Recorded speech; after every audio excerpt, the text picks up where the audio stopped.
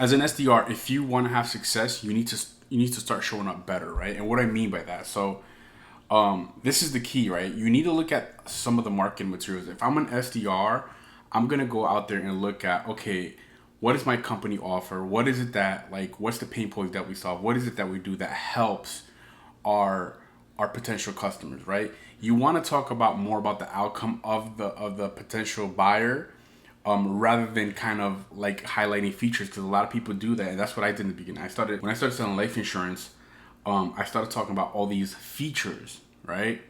And then as I started developing and kind of getting coaching and speaking to the right mentors and stuff like that, I realized people don't care about these technicalities. Like, though some people might, the majority of people, you need to communicate with them in a way that resonates with their pain points and their outcomes, or what they are looking for, right? So marketing is everything. If I were you, I'm SDR, I'm looking at the marketing to understand how is it that what we sell, how am I going to communicate this so that the audience can understand it better, right? And as they say, you need to understand your audience better, or know who your avatar is, know your avatar, right?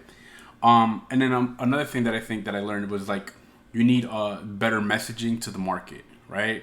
Again, this is all in line with what I just said, right? You just need to communicate better to your audience. And I've heard it said by, like, marketers that if you communicate in a fifth grade language, your audience will be more receptive, right? So make it very simple to understand. And we're going to get into some of that. Another thing that I kind of learned was, like, offers and value proposition, right? Which I feel like offers is more of a marketing term, and value proposition is kind of more of like a sales term.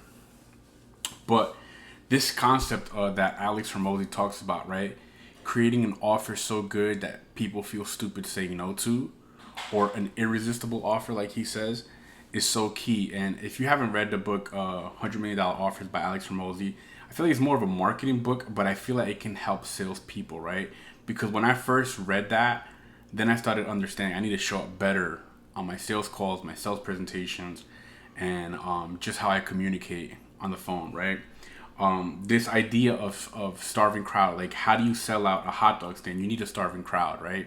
So, and how do we do that? Well, you need to speak to the right audience. If you're gonna sell out a hot dog stand, doesn't matter if the hot dogs are the best, or they're not even that good. But if you're in the right place and you're showing up the right way, it'll sell out, right? So, and we can go into some of the scripts, and I'll definitely kind of show a little bit, and I'll use some examples here. But so I'm going to use this company, Brillium, that I came across on LinkedIn, to kind of show you how I find the value prop as an SDR. Okay, so I found this company on LinkedIn. They're called Brillium, I believe. They're a tech company that has to do with, like, compliance risk, reduce compliance risk, right? Which is super important in the health industry. So automatically, I know they're in the health industry. Probably going to be hospitals and clinics. Automatically auditing every... Okay. So what I'm going to do, I'm going to grab this. I'm going to copy this. And here's a good way to do it. I'm going to go to ChatGPT. And we're going to write, help me identify the value proposition for this company, so I can make better service calls as an SDR. Put that in there. It's so important to use ChatGPT because, I mean, it just makes it a lot more simple, right? In your value proposition or in your offer, you want to address your audience, right? You want to address the pain points. You want to address the product and the service, and the benefit and and the benefits and the results that your buyers are going to get.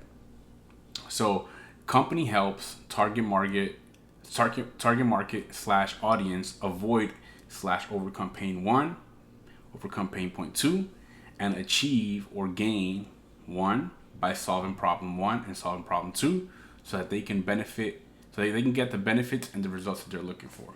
We're going to take this prompt and we're going to tell ChatGPT, write the value proposition using this framework. When it comes to showing up properly, it's so important to have, like, a framework, right? Because that kind of makes your audience and your buyer personas focus on that particular frame, right? So it writes that out here. Okay, great. So this is so important because we're going to use this in the sales script. One of the things I like to use when I'm doing a discovery call as an SDR is this framework. Also, another framework for it's like a qualification framework that stands for budget, authority, need, and time, and BANT, right? Very common in the SDR space, in the sales space, right? Some people feel like it's outdated, but as an SDR, it's also important to kind of connect with your account executives. It's like one of the first things I did when I became an SDR is I connected with the account executives and the VPs that I would be working with, right? Just to kind of identify what is it that you're looking for me to kind of extract in this discovery call that you want me to give you or pass you down, so that when you jump on the call, you just pick up from there and you do your thing, right? So connect with your account executive will be definitely a recommendation, and kind of like meet with like 3-4 of them, see what is it that they're looking for, what are the qualifying questions that they need to kind of move forward. Your company might give it to you, your company may not give it to you, right? But I just feel like if you're SDR, that's kind of on you to do these things. You shouldn't be waiting for anyone to tell you. This is part of being a successful SDR, right? Don't wait, take initiative. So BANT is like the sales qualification acronym I use so that I can qualify clients, right? And whatever that is for you, you might change it based on there's so many. I've heard of so many different frameworks, but what I'm doing right now, I'm using BANT, right? Budget, authority, needing, and timing. So we're gonna build it based off of that. So here's a script that I kind of wrote. And again, depending on the channels of how you're getting leads, you got to communicate accordingly. I'm not gonna communicate the same way to an inbound lead in the same way I communicate to a cold calling lead, right? Or if I'm doing outreach, right? Because they're different ways. An inbound lead is someone who's already interested, that we probably got through a channel or marketing channel that our company's using. A cold calling list, you're calling out of nowhere. These people don't know you, so that's going to be even more challenging, right?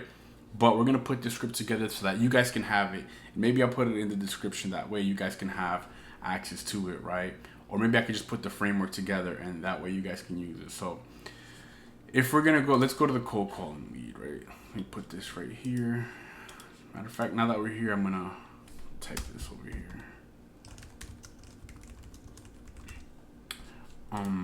Let's see.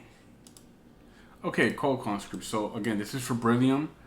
Obviously in the health industry, we're going to talk about need, budget, authority, timeline, and then we're going to use a transition value statement, right? And then we're going to set up a meeting from there, right? I'm not going to call anyone at the moment. I'm just, because again, I don't work for Brillium. I'm just using them as an example. Hey, John. Hey, this is Josh calling from Brillium. I'm reaching out regarding your organization, right? And then we're working with hospitals and clinics in your area to help them reduce compliance risk and improve documentation quality. Why am I opening up like this? Because people do what other people do, right? So when you say we're working with businesses in your area to help them with ABC problems, right? That puts in their mind, again, that's not showing up right. That's putting in their mind that you're doing this for other people in the area, and people do what other people are already doing, right? It's just like herd mentality, right? Then from there, you just kind of make it conversational. People buy from those they like, know, and trust. These people don't know you, and they don't trust you because they don't know you. But if you get them to like you, and you don't make it sound like a sales call, it increases the probability of you keeping them on the phone longer. It doesn't increase the probability of you setting up a meeting, but the longer you keep them on the phone, the more lowering of a guard that happens, and the better you get them to open up, and then you can kind of set it from there. You can set the tone and just set up a meeting from there, right? So I'm curious to know, how are you currently handling compliance and documentation accuracy today? Boom.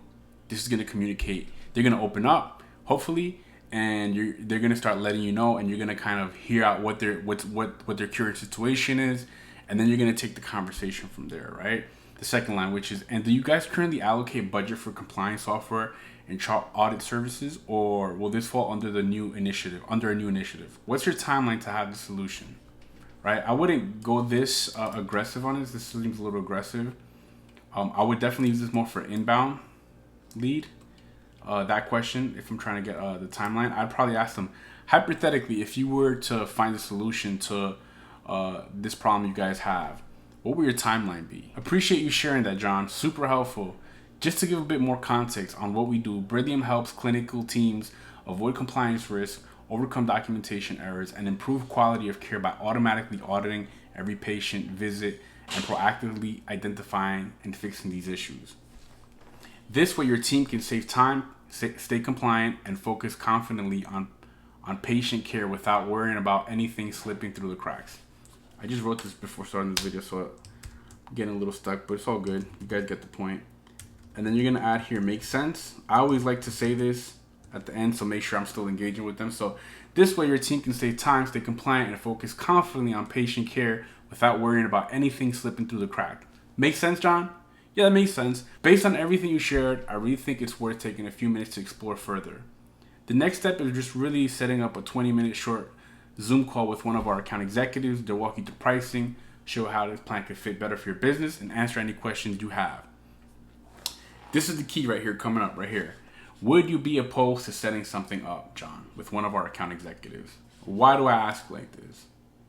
Because what a lot of people do is they ask questions in a way that you're setting up the questions for them to tell you no. And when you do that backwards, what it does, you get no to become the yes. So if I were to say, hey, would you want to set up a meeting with one of my account executives? They're going to say no. So don't ask like that. Ask it backwards or reverse engineer it. Would you be opposed? No one's really opposed. So they're going to say, no, I'm not really opposed. Obviously, you're always going to get those one, two that are going to say, they're going to be like just straight up and be like, no, I'm not interested regardless. But when you set it up like this, you're framing it in a way that the no really means yes. And that's super important, right? Great. What's your schedule like Monday through Friday, 9 to 5? In my company, I like to push live transfers a lot because live transfers just are fast and they send out proposals even quicker, and it's a higher probability that they'll close that deal even faster, right? Always get the confirmed time zone in the email. This is super important because you don't want to send the calendar invite to the wrong email address or to the wrong time zone, and then it's just going to confuse everyone. So confirm time zone in the email, and then also I'll send you a calendar invite with a Zoom link for you to confirm. Just click yes once you receive it so I know it made it to you, John. And thanks again. We're looking forward to connecting with you on date and time. Take care. Bye-bye. Again, what are the key takeaways here, right? Making sure you're asking the right questions, the qualifying questions, whether it's BANT or whatever your AEs are telling you that they want to get answered. And the value proposition is super important. You can shorten this value proposition because I feel it's a little long. And then the biggest thing I would say is the opening is probably the biggest one that is where most SDRs get stuck, right? You want to make sure that you're showing up the right way on a cold call. Don't just say, hey, don't sound like a typical salesperson. And that's where people get stuck. When you sound like a typical salesperson, what happens is you trigger sales resistance. You call them, and in their mind, the first thing that comes up is, oh, sales call. I'm not interested from the get, right? So this is super important. Showing up the right way, when you show up the right way, it increases the probability of keeping them on the phone for a longer period of time. And the longer you keep them on the phone, the easier it will be to set a meeting up. You have any questions? Drop a comment, ask any questions, make videos based on whatever you ask. Hope this helped. Best of luck. Peace.